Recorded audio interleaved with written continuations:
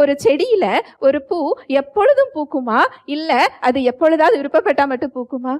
அந்த செடி அதுல பூக்குறதுக்கு என்ன செய்யணும்? அந்த கொடினா அந்த செடியோட என்ன செய்யணும்? இணைஞ்சிருக்கணும். அது அழகாக என்ன செஞ்சிரும்? பூத்துரும், கனி கொடுத்துரும். அது தனக்கு வேண்டும் என்கின்ற போது மட்டும் போய் செடியோட ஒட்டி கொண்டாது என்ன செய்யாது?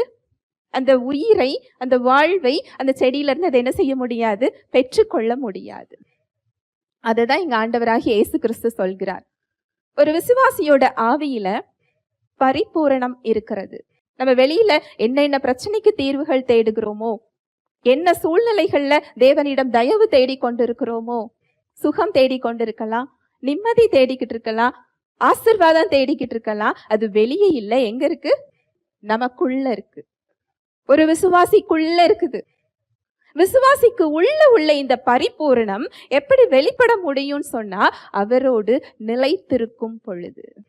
இந்த நிலைத்திருக்கின்ற ஒரு அனுபவம் தான் தேவன் நம்மிடம் எதிர்பார்க்கிறார். அவர் விரும்புகின்ற காரியம் இதுதான். ஆனா நம்ம தான் எப்பொழுதாவது அந்த தயவையும் அந்த ஆசீர்வாதத்தை என்ன செஞ்சுக்கிட்டு இருக்கிறோம்? பார்த்து கொண்டிருக்கிறோம். நமக்கு அவர் வைத்திருக்கின்ற சிறந்தது இது இல்லை. அப்பப்போ ஒரு தேவை என்ன செஞ்சுக்கிறோம்? நம்ம ஜெபிச்சு பதில் வாங்கி கொள்ளுகிறோம். அவர் சித்தம் வைத்தால் எனக்கு தருவார், சித்தம் இல்லை என்றால் அவர் தரமாட்டார் நம்ம என்ன செய்யறோம்? நினைக்கிறோம். ஆனா பரிபூர்ணமே எங்கதான் இருக்குது? நமக்குள்ளதான் இருக்கு. இதை நீங்க அறிந்து கொண்டு அவர் செயல்படுறதுக்கு உங்க வாழ்க்கையில நீங்க ஒத்துழைப்பு கொடுத்தீங்க அப்படின்னு சொன்னா அந்த பரிபூரணம் வெளிப்பட ஆரம்பிச்சிரும். ஹல்லேலூயா, பிரைஸ் தி லார்ட்.